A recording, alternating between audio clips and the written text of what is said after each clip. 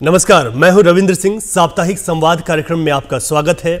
साप्ताहिक संवाद कार्यक्रम में आज हम बात करेंगे वनाग्नि और क्या हैं तैयारियां। साप्ताहिक संवाद कार्यक्रम में आज हमारे खास मेहमान उत्तराखंड के प्रमुख वन संरक्षक डॉक्टर धनंजय मोहन जी हैं। डॉक्टर धनंजय मोहन जी ने जब से प्रमुख वन संरक्षक का कार्यभार संभाला, उन्होंने उत्तराखंड में वनाग्नि की रोकथाम को लेकर कई विशेष प्रयास किए हैं। और इस बार क्योंकि 15 फरवरी से उत्तराखंड में फायर सीजन शुरू हो गया है और इससे पहले भी तमाम बैठकें हो रही हैं और विशेष दिशा निर्देश भी तमाम प्रभागों को जारी किए गए हैं ताकि हम वनाग्नि की घटनाओं पर काबू पा सकें। हमारे साथ डॉक्टर धनंजय मोहन जी इस वक्त स्टूडियो में मौजूद हैं। सर, आपका बहुत बहुत स्वागत है दूरदर्शन पर। सर, आज वनाग्नि और उसके लेकर क्या तैयारियां हैं, तो शुरुआत कर लेते हैं कि वनाग्नि का जो फायर सीजन है वो शुरू हो गया, जैसे कि 15 फरवरी से उत्तराखंड में माना जाता है। किस तरीके से विभाग इन तैयारियों को लेकर आगे बढ़ रहा है? पहले तो सभी को मेरा नमस्कार और मैं दूरदर्शन को धन्यवाद करना चाहता हूं कि इतने महत्वपूर्ण विषय पे आज आपने मुझे यहाँ पे बुलाया है बातचीत करने के लिए। और वनाग्नि जैसा आप जानते हैं कि बहुत समस्या है, काफ़ी बड़ी समस्या है हमारे वन प्रबंधन के लिए। और ये केवल हमारे प्रदेश में ही नहीं बल्कि देश के विभिन्न भागों में जहाँ भी वन हैं वहाँ पे ये एक समस्या रहती है वन प्रबंधन की।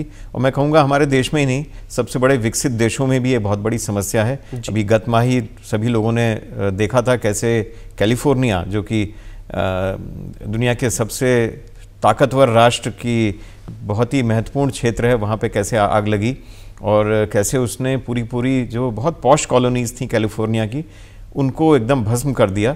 तो ये बहुत बड़ी समस्या है पूरे दुनिया में, और लेकिन हमें इसको नियंत्रित करना है। और इसी क्रम में वन विभाग उत्तराखंड भी पूरी तैयारी में है कि इस वर्ष जो वनाग्नि सत्र जो कि ऑलरेडी स्टार्ट हो गया है, उसमें हम लोगों ने पूरी तैयारी कर ली है, कमर कस ली है, ताकि इससे जो भी नुकसान हो उसको हम पूरी तरह से मिनिमाइज़ कर सकें, नियंत्रित कर सकें। जी सर, जिस तरीके से बात करें तो हाईटेक उपकरणों की उपलब्धता अगर होती है तो, क्योंकि आगे हमारे जो फोर्स है वन विभाग की वो तो है ही, लेकिन उपकरण भी अगर उनके पास होते हैं तो निश्चित तौर पर आग बुझाने में काफ़ी कामयाबी मिलती है। विभाग सर हाईटेक उपकरणों की तरफ किस तरीके से आगे बढ़ रहा है? अब कितने हम पे ऐसे उपकरण हैं जो कि आग बुझाने में विशेष मददगार साबित हो सकते हैं? ऐसा है कि हमारा जो अगर आप देखें तो हमारे वन और हमारे प्रदेश की जो भौगोलिक स्थिति है वो बहुत विषम है जी। तो प्रायः हमारे यहाँ जो वनाग्नि से निपटने की स्ट्रेटजी है वो काफ़ी भिन्न होती है वैसे क्षेत्रों के मुकाबले जो कि अपेक्षाकृत समतल हैं। जैसे देश के बहुत भूभाग और दुनिया के भी कई भूभाग जहाँ पे गाड़ियों को ले जाना आसान होता है, भारी इक्विपमेंट को भी ले जाना आसान होता है। हमारे यहाँ स्थिति वैसी नहीं है जी। हमारी अधिकांश वनाग्नि जो हैं उनको हमको पैदल जाके उनको नियंत्रित करना होता है। इसलिए बहुत से इक्विपमेंट जो कि दूसरी जगहों पर इस्तेमाल होते हैं वो कई बार हमारे यहाँ बिल्कुल कारगर नहीं होते हैं। लेकिन इसी के बीच हमें जो भी कारगर लगता है इक्विपमेंट, हमारा बहुत तजुर्बा है वनाग्नि से संबंधित, उसको हम ज़रूर प्रयोग करते हैं। और इक्विपमेंट जैसे कि रेक्स बहुत ज़्यादा हमारे लिए लाभकारी होते हैं। और हमारे विभाग में करीब हमारे पास 15,000 रेक्स हैं। इसके अलावा अन्य भी शॉवल्स होते हैं, पुलास्की होता है, इस तरह के कई इक्विपमेंट होते हैं, ब्रूम्स होते हैं, इस तरह के इक्विपमेंट होते हैं जिससे हम लोग आग को नियंत्रित करने के लिए प्रयास करते हैं। इधर कुछ सालों से एक और इक्विपमेंट, मॉडर्न इक्विपमेंट मैं कहूँगा एयर ब्लोअर जो होता है वो हमें काफ़ी कारगर साबित हो रहा है। करीब 350 एयर ब्लोअर्स हमारे पास हैं जिससे कि हम तुरंत एक टेम्परेरी फायर लाइन काटने में हमें काफ़ी मददगार होता है, काफ़ी एफिशिएंट होता है। ये बैकपैक माउंटेड होता है क्योंकि मैंने कहा हमारे यहाँ इक्विपमेंट, भारी इक्विपमेंट कहीं भी ले जाना पहाड़ों में बहुत मुश्किल होता है, लेकिन जो चीज़ बैकपैक पे होती है उसको ले जाना फिर भी आसान होता है। तो इस तरह के इक्विपमेंट भी हम यूज़ कर रहे हैं। ड्रोन्स हैं हमारे पास लगभग सभी प्रभागों में। ये वनाग्नि को पहले से पता लगाने के लिए काफ़ी कारगर होते हैं क्योंकि जहाँ हम नहीं पहुँच पाते वहाँ ड्रोन्स पहुँच जाते हैं, तो उनका भी प्रयोग कर रहे हैं हम लोग। और बाकी जो है हमारा जो मुख्य, जब हम टेक्नोलॉजी की बात करते हैं तो उसमें बहुत बड़ा हमारा रोल होता है सैटेलाइट्स का जी। और ये करीब 6-7 साल 8 साल पहले से सैटेलाइट अलर्ट्स का प्रोसेस शुरू हुआ था और उसमें लगातार इम्प्रूवमेंट होता जा रहा है। ये जो हमारे नेशनल लेवल पे जो इंस्टीट्यूशंस हैं जैसे फॉरेस्ट सर्वे ऑफ इंडिया, वो ये सैटेलाइट अलर्ट्स प्राप्त करता है सैटेलाइट से, और वो हमको इसको देता है। तो ये भी एक मॉडर्न टेक्नोलॉजी की हमको बहुत फ़ायदा है कि हमें तुरंत पता चल जाता है कि कहाँ कहाँ पे फायर अलर्ट्स हैं। फिर वहाँ पे हमारे मौके पे टीम्स जाके उसको एड्रेस करती हैं और देखती हैं कि ये वास्तव में फायर है कि नहीं, और है तो उसको फिर कंट्रोल करने का पूरा प्रयास करती है। और ये सर बहुत महत्वपूर्ण भी है। अब उपकरणों के बाद बात आती है हमारे फील्ड कर्मियों की, जो कि सबसे फ्रंट पर तैनात रहते हैं। सर, उनकी उपलब्धता क्या है और समय समय पर उनकी उपलब्धता को बढ़ाने के लिए क्या प्रयास किए जा रहे हैं? इस वक्त अगर हम बात करें तो कितनी उपलब्धता है, क्या पर्याप्त मात्रा में हमारे पास वनकर्मी जो फ्रंट लाइन वर्कर्स हैं, वो फ्रंट लाइन के जो सिपाही हैं वो हमारे पास हैं, और उसके लिए क्या उपलब्धता तमाम जगहों पर सुनिश्चित भी की गई है? हाँ, देखिए, हमारा जो वन का सेटअप है उसमें हमारे परमानेंट एम्प्लॉयज़ हैं, जो कि फॉरेस्ट गार्ड से प्रारंभ होता है। सबसे जो हमारा फ्रंट लाइन में सबसे इम्पॉर्टेंट और सबसे ज़्यादा नंबर वाला तबका है, करीब हमारे पास 3000 फॉरेस्ट गार्ड्स हैं हमारे राज्य में। जी जी। और इसके बाद उनके ऊपर फॉरेस्टर होते हैं, वन दरोगा, डिप्टी रेंजर और रेंज ऑफिसर। ये यूनिफॉर्म्ड कैडर है हमारा, और उसके ऊपर फिर सब डिविजनल ऑफिसर्स और डिविजनल फॉरेस्ट ऑफिसर। तो एक तरह से हमारे फील्ड फॉर्मेशन में डिविजनल फॉरेस्ट ऑफिसर डीएफओ की लीडरशिप में ये पूरी टीम काम करती है।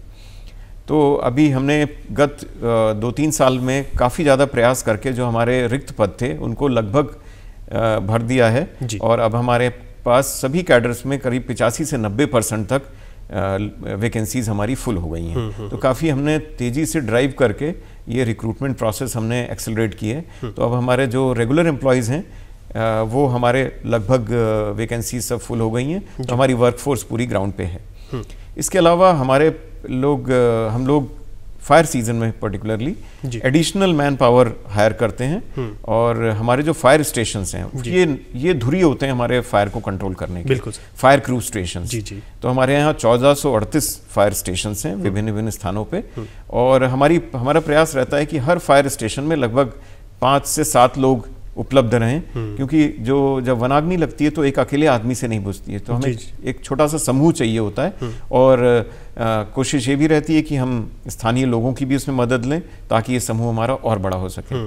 तो इन क्षेत्रों में, इन फायर क्रू स्टेशन में हमारी कोशिश रहती है कि हमारे 2 से 4 तक रेगुलर स्टाफ और 2 से 4 तक फायर वॉचर्स, जिनको हम फायर सीजन के लिए हायर करते हैं। तो इस तरह से हम लोग करीब 4 से 4,500 फायर वॉचर्स हायर करते हैं। केवल उनको इंगेज करते हैं हम केवल इन 4 फायर सीजन के महीनों के लिए, 15 फरवरी से 15 जून तक। अच्छा।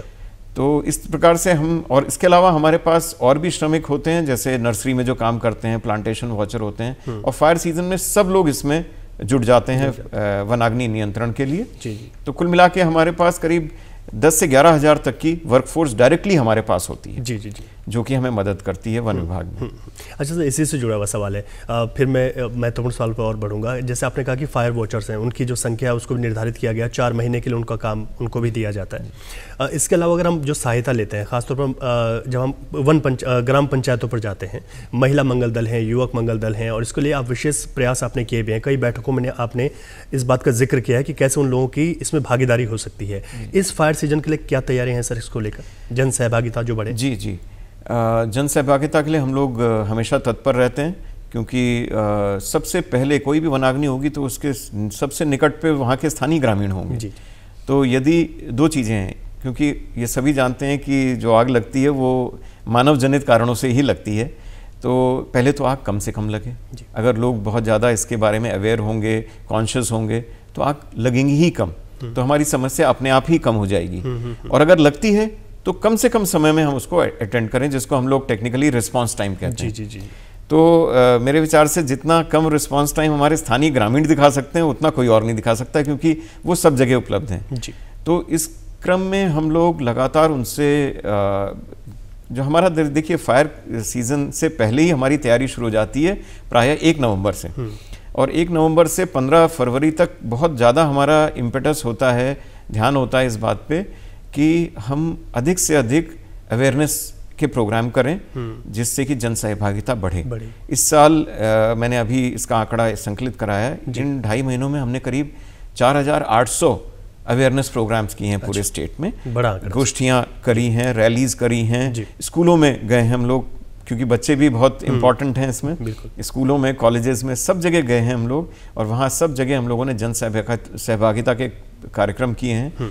तो उम्मीद है कि इसकी वजह से हमें बहुत लाभ मिलेगा और लोगों की सहभागिता मिलेगी। इसके अलावा कुछ और प्रशासनिक तौर पे भी हमने कदम उठाए हैं, जैसे ग्राम वनाग्नि प्रबंधन समितियां ये गठित की जा रही हैं, और अभी हमारी माननीय कैबिनेट द्वारा भी निर्णय लिया गया कि इनको वित्तीय सहायता भी दी जाएगी। तो इससे भी मुझे पूरी उम्मीद है कि हमारी जन सहभागिता और ज़्यादा बढ़ेगी, और जो हमारे यहाँ रूरल लेवल पे, ग्रामीण स्तर पे जो आपके महिला मंगल दल, युवक मंगल दल, ये सब, इन सब के साथ तो हमारा लगातार तालमेल बना ही रहता है। और ये बहुत महत्वपूर्ण भी हो जाता है सर, जैसे कि आपने कहा कि जो गांव वाले लोग हैं वो, उनको सबसे पहले अगर उनका एक्शन होता है उस पर, तो वो काफ़ी फायदेमंद रहेगा, और वन विभाग के साथ भी उनकी जो सहयोग रहेगा वो बहुत महत्वपूर्ण है। अब सर, इस समय बहुत बड़ी चर्चा है उत्तराखंड में फायर ऐप को लेकर, कि फॉरेस्ट फायर ऐप एक है, और इसको लेकर विदेशों में भी किस तरीके से उसको संचालित किया जाता है, ट्रेनिंग ली गई है। फॉरेस्ट फायर ऐप का किस तरीके से संचालन किया जाएगा, हम इसके लिए कितने तैयार हैं अभी, और इससे कितना फ़ायदा मिलेगा वनाग्नि की घटनाओं में रोकथाम के लिए? ये बहुत महत्वपूर्ण कदम इस साल हमने उठाया है, ये एक नवाचार है।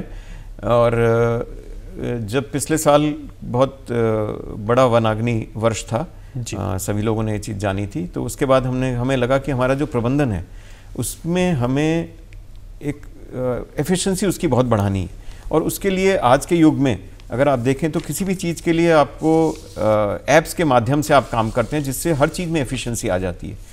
तो हमारे यहाँ एक प्रयास हुआ था एक ज़िले में, रुद्रप्रयाग में पहले, जिसमें हमारे एक अधिकारी ने अपने स्तर से ही इस तरह का एक ऐप डेवलप किया था, जिसको थोड़ा ट्राई भी किया था उन्होंने फील्ड में। तो जब हमने देखा उसको, तो मुझे लगा कि इसको हम अगर पूरे प्रदेश में ले जाएं तो ये बहुत कारगर होगा। और तो वही हमने प्रयास किया, और पिछले साल की वनाग्नि सीज़न से कार्य प्रारंभ किया हमने, और इस साल मुझे बहुत खुशी है कि हमने इस ऐप को चालू कर दिया है, और हमारे सभी फील्ड कर्मी इसको इस्तेमाल कर रहे हैं, और इससे हमें बहुत फ़ायदा हो रहा है। हमारे 6,500 लोगों ने करीब ऑलरेडी इसमें रजिस्टर कर लिया है इस ऐप में, और इससे जो फ़ायदा हो रहा है मैं आपको बताऊं, क्योंकि ऐप में क्या है, हर चीज़ आपको एक जोग्राफिकल डोमेन में दिखती है। आपको एक मैप के ऊपर एकदम क्लियर पता चल जाता है कि कहाँ पे अलर्ट आया है, कहाँ हमें जाना है, कैसे जाना है, ये सब चीज़ें। और उसकी मॉनिटरिंग हर लेवल से हो सकती है, डीएफओज भी कर सकते हैं, हम मुख्यालय लेवल पे भी लगातार देख सकते हैं कि किसी समय पे कितने अलर्ट्स एक्टिव हैं। तो जब सैटेलाइट से हमें सूचना मिलती है तो वो इस ऐप में परिलक्षित हो जाती है, और ऐप में वो रेड अलर्ट के रूप में डिफरेंट स्थानों में हमारी स्टेट में, हमारे स्टेट का जो नक्शा है उस पर आ जाती है जी।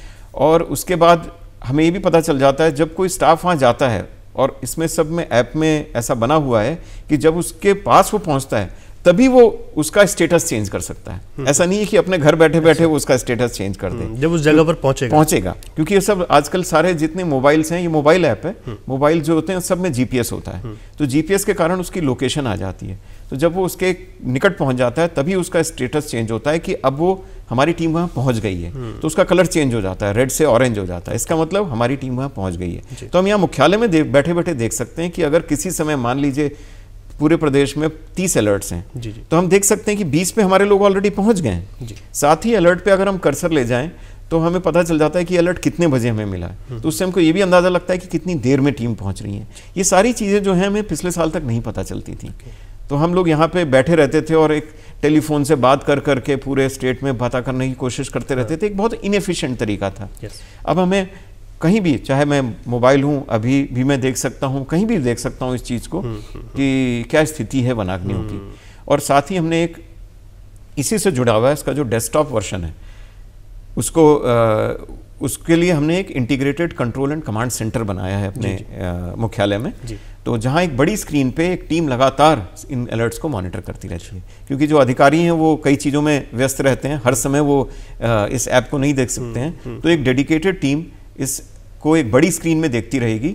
और अब तो हम ये भी प्रयास कर रहे हैं कि हमारी जो गाड़ियां हैं इसमें लगी हुई, उनको भी हम जीपीएस इनेबल कर रहे हैं, ताकि वो जब मूव करेंगी क्रूज स्टेशन भी हमारे सब मैप्ड हैं इस ऐप में। जब वो क्रूज स्टेशन से किसी फायर अलर्ट की तरफ मूव करेगी तो हमको कुछ जाता हुआ भी देख सकते हैं। तो ये काफ़ी एडवांस्ड ऐप है और पहला साल है इसका, लेकिन बहुत अच्छा चल रहा है। हमने इसको जनवरी से ही इस्तेमाल करना शुरू कर दिया था, क्योंकि छुटपुट घटनाएं तो जनवरी में भी होने लगती हैं और बहुत अच्छा रिस्पांस आ रहा है। फील्ड में भी मैं जहां भी गया मैंने लोगों से पूछा तो हमारा जो सबसे छोटा कर्मचारी भी, और मैं एक चीज़ कहूँगा कि हमारे यहाँ क्योंकि रिक्रूटमेंट पिछले 2-3 साल में काफ़ी ज़्यादा रिक्रूटमेंट हुआ है, यंग लोग आए हैं जो बहुत वेल क्वालिफाइड हैं, जो कि इस तरह के ऐप्स को यूज़ करने में माहिर हैं। तो इसलिए कोई दिक्कत नहीं हो रही है हमको। इसको ट्रेनिंग्स भी हमने करी है, लेकिन उसके बगैर ही, क्योंकि ये एक बॉटम्स अप अप्रोच से बना हुआ ऐप है, तो एक यूजर फ्रेंडली ऐप है, तो लोग इसको इस्तेमाल करते ही समझ जा रहे हैं कि इसको कैसे इस्तेमाल करना है। बहुत ज़्यादा बताने की भी आवश्यकता नहीं पड़ रही है। तो इससे हमें निसंदेह बहुत फ़ायदा मिल रहा है। सैटेलाइट पैसेज के लगभग 1.5-2 घंटे में ही ऐप में सारी चीज़ें आ जाती हैं, तो रिस्पॉन्स टाइम भी कम हो रहा है। जो कि हमको पुराना जो FSI का सिस्टम था उसमें SMS के माध्यम से आती थी अलर्ट्स, उसमें काफ़ी समय लगता था। ये वाकई में जो आपने बताया सर, ये वाकई में मददगार साबित होगा। अच्छा सर, हमने देखा इस बार कि दिसंबर, जनवरी और फरवरी में आग की छुटपुट घटनाएं काफ़ी जगह पर देखने को मिली हैं। तो क्या लगता है इसको एक अंदाज़ा, हालांकि ये नहीं जान सकते कि कितना होगा, क्या ये चुनौतीपूर्ण लग रहा है इस बार? देखिए, हर साल चुनौतीपूर्ण होता है। और हर साल ही छुटपुट घटनाएं नवंबर से शुरू हो जाती है और कई बार ये ग्रामीणों द्वारा घास को जलाने के लिए भी होती हैं। हमारी कंट्रोल बर्निंग करते हैं हम लोग इसी दौरान, जो कि एक प्रिवेंटिव मेथड है। फायर लाइंस में और सड़कों के किनारे कंट्रोल बर्निंग करती हैं, वो भी अलर्ट्स आते हैं। तो इस तरह की सब चीज़ें होती हैं। लेकिन जब हम अलर्ट से डील करते हैं ऐप में, तो उसमें हम लिखते हैं कि अलर्ट का कारण क्या था, कंट्रोल बर्निंग था या क्या था, वो एक चीज़ है। लेकिन मैं आपको अगर बताऊं तो हमने जैसे पिछले साल के मुकाबले इस साल के अलर्ट्स को कंपेयर किया, तो इस साल 35 से 40% ही अलर्ट्स हैं पिछले साल के मुकाबले। अच्छा, तो वैसी स्थिति उतनी इस बार मतलब कम है। ओके, हाँ, 35-40% ही हैं पिछले साल के मुकाबले। तो अलर्ट्स कम हैं। बाकी थोड़ी विंटर रेंस कम रही हैं, तो उसका असर तो होता ही है। पिछले साल भी हमारी विंटर रेंस बहुत कम रही थी और बड़े लंबे ड्राई स्पेल्स हुए थे। तो वो चीज़ जो है वनाग्नि के लिए बहुत ख़राब होती है, क्योंकि अब हमारा प्रदेश जो है एक वनाच्छादित प्रदेश है। 45% से अधिक क्षेत्र में वनावरण है, 71% भूभाग वन भूमि है। तो ऐसे में निसंदेह ज्वलनशील मटेरियल बहुत है हमारे वनों में। तो अगर मौसम का साथ नहीं रहता है तो संभावनाएं बढ़ जाती हैं आग की। तो बाकी अब आने वाला समय बताएगा कि मौसम के मिजाज कैसे रहते हैं। अगर लंबे ड्राई स्पेल होंगे तो निसंदेह चुनौती पूर्ण हो जाएगा, अन्यथा चीज़ें फिर भी सामान्य रहेंगी। लेकिन उसके साथ अच्छी बात यह है कि विभाग एक नए नवाचार करते हुए आगे बढ़ रहा है, तो बहुत सारी नई चीज़ें आई हैं। इसी को लेकर सर, आपने जिस तरीके से वनाग्नि की बात की, पिछले वर्ष जब हमने देखी वनाग्नि की घटना हुई, राज्य सरकार ने कहा कि पिरूल लाओ इनाम पाओ योजना। ये योजना कितनी कारगर साबित हुई है? क्योंकि आप लोग तो लगातार इस पर नज़र बना रहे होंगे, क्योंकि पिरूल एक ऐसी चीज़ है जो सबसे ज़्यादा आग को दहका देता है, उसको बढ़ावा देने के लिए बहुत महत्वपूर्ण उसमें होता है। इस योजना के जरिए क्या कुछ राहत इस बार विभाग को? जी, ये भी बहुत महत्वपूर्ण है, क्योंकि हमारे जो चीड़ वन हैं, और सभी जानते हैं चीड़ की गिरी हुई पत्तियों को ही पिरूल बोलते हैं। तो हमारे जो चीड़ वन हैं वो बड़े भूभाग में हैं। हमारे वनों का एक अच्छा खासा प्रतिशत चीड़ वनों का है। और चीड़ वनों में ये मार्च से लेकर मई जून तक पिरूल गिरता है, और यही टाइम होता है जब हमारा वनाग्नि का टाइम होता है। और पिरूल बहुत ज्वलनशील होता है और एक मैट जैसी बना देता है, एक परत बना देता है ज़मीन पे। तो उसके कारण ये क्षेत्र जो हैं अग्नि की दृष्टि से सर्वाधिक संवेदनशील हो जाते हैं। और तो ये सोचा गया कि पिरूल का अगर हमको इस्तेमाल कर सकें तो, और पिरूल को कलेक्ट कर सकें, तो थोड़ी पिरूल की वजह से जो आग लगती है उसकी घटनाओं की संभावना कम होगी। और इसी को लेते हुए कई वर्ष पहले हमारी सरकार ने ये नीति बनाई थी, जिसमें पिरूल लाओ और पिरूल का एंड यूज भी सोचा गया। शुरू में कुछ पावर जनरेशन की भी प्रयास किए गए थे, वो इतना सक्सेसफुल नहीं हुआ। लेकिन जो उससे ब्रिकेट्स बनाने का कार्य है वो ठीक चल रहा है और उसकी मार्केट भी है। 5 संयंत्र हमारे छोटे संयंत्र चल रहे हैं इस समय प्रदेश में, और अन्य भी कुछ पाइपलाइन में हैं, जल्द ही कुछ और भी जुड़ेंगे इसमें। तो ये जो पिरूल को जमा करके गांव वाले लाते हैं, उसका गत वर्ष तक हम लोग 3 रुपए प्रति किलो भी देते थे, और पिछले साल हमने 3800 मीट्रिक टन पिरूल जमा किया।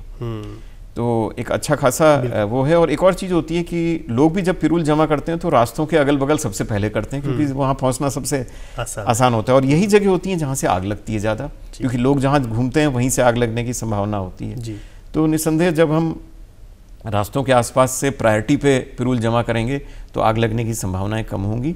इस साल इसके रेट्स भी बढ़ने वाले हैं, किसी भी दिन इसका शासनादेश निर्गत हो जाएगा, और जिससे इसके रेट्स में काफ़ी बढ़ोतरी होने वाली है, जिससे मुझे लगता है कि लोग और ज़्यादा प्रेरित होंगे पिरूल जमा करने के लिए। इससे एक लोगों को आय भी मिल रही है, वनाग्नि पे भी नियंत्रण हो रहा है, एक अच्छा प्रोडक्ट भी निकल के आ रहा है जो ब्रिकेट्स हैं हमारी, और ओवरऑल जो कार्बन फुटप्रिंट है वो भी कम होगा, क्योंकि ब्रिकेट्स फ्यूल एफिशिएंट होते हैं।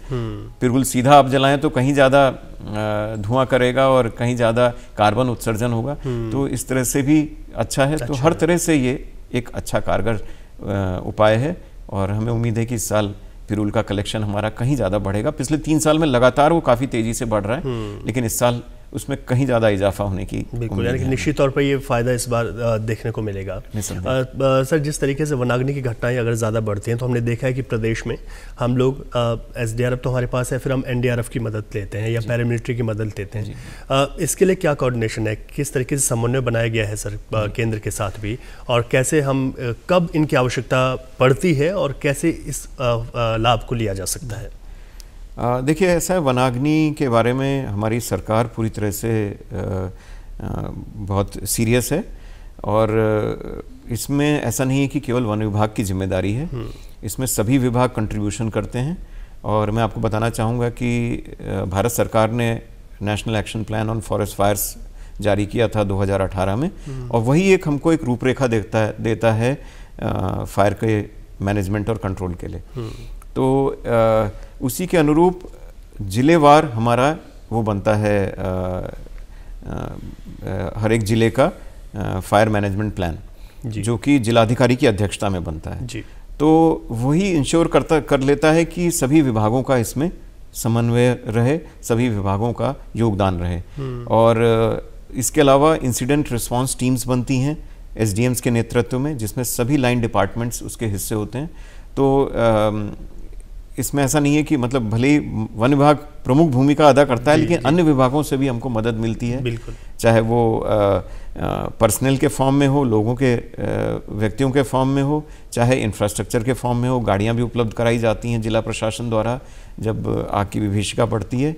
और इसमें जो NDRF SDRF जैसा आपने जिक्र किया, ये स्पेशलाइज्ड फोर्सेस हैं, इनकी मदद भी लेते हैं। और इस साल हमने एक और बहुत अच्छी चीज़ हुई है कि हमने एक प्रदेश स्तर पे मॉक ड्रिल्स करी फरवरी के महीने में, फरवरी के पहले हाफ में।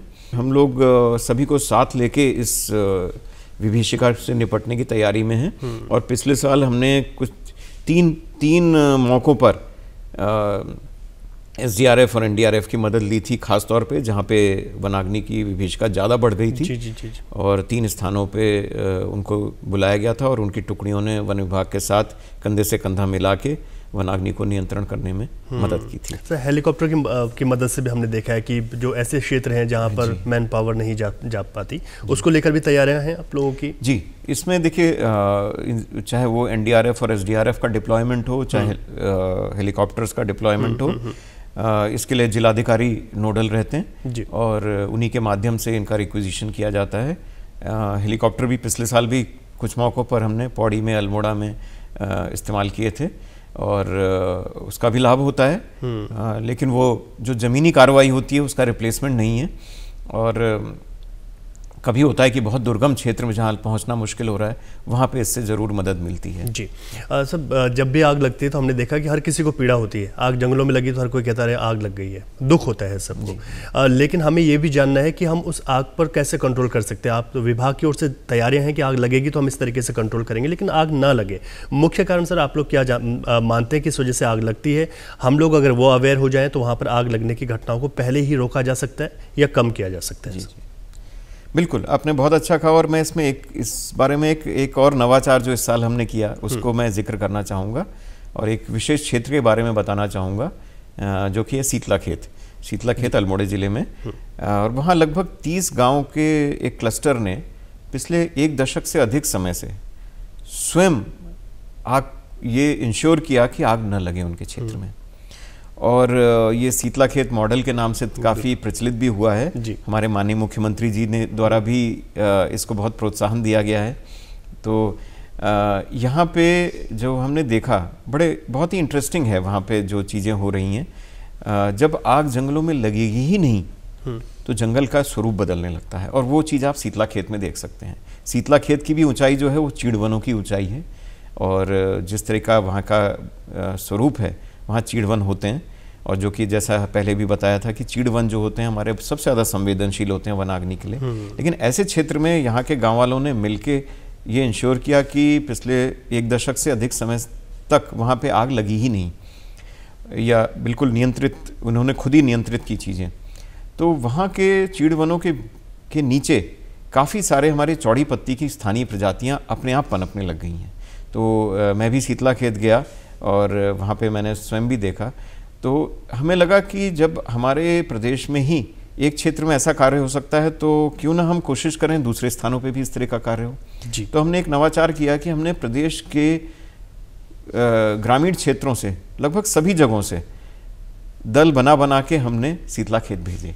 ये कार्य हमने 15 दिसंबर से 15 फरवरी के बीच किया, और लगभग 1200 लोगों को हमने छोटे छोटे 30-30, 40-40 के ग्रुप्स में भेजा वहाँ पे, और उन्होंने स्वयं देखा और पूरा दिन बिताया शीतला खेत के ग्रामीणों के साथ, बातचीत की, और वे सभी उससे बहुत प्रभावित हुए। और हमें उम्मीद है कि उस तरह के वो कार्य अपने क्षेत्रों में भी करेंगे तो आग लगेगी ही कम।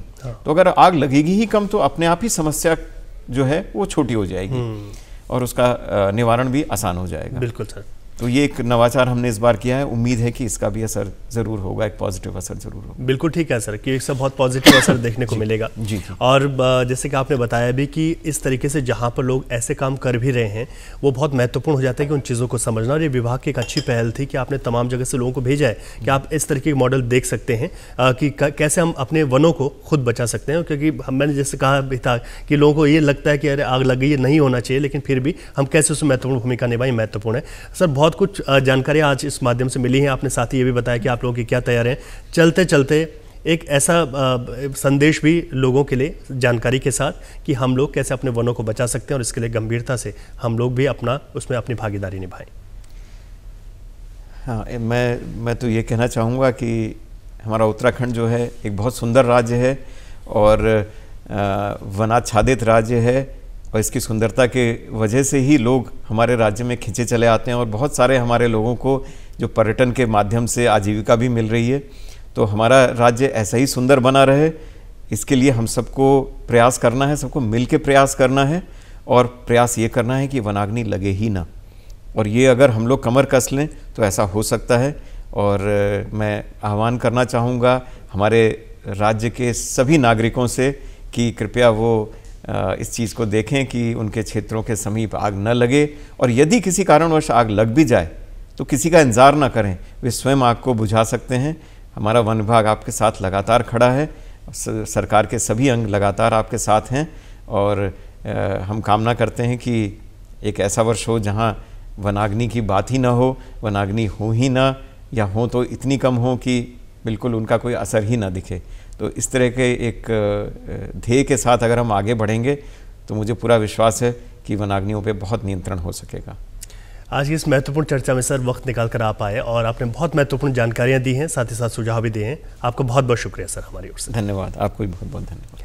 साप्ताहिक संवाद कार्यक्रम में अभी के लिए इतना ही। फिर एक नई शख्सियत के साथ और एक नए विषय के साथ आपसे रूबरू होंगे। तब तक के लिए इजाजत दीजिए। नमस्कार।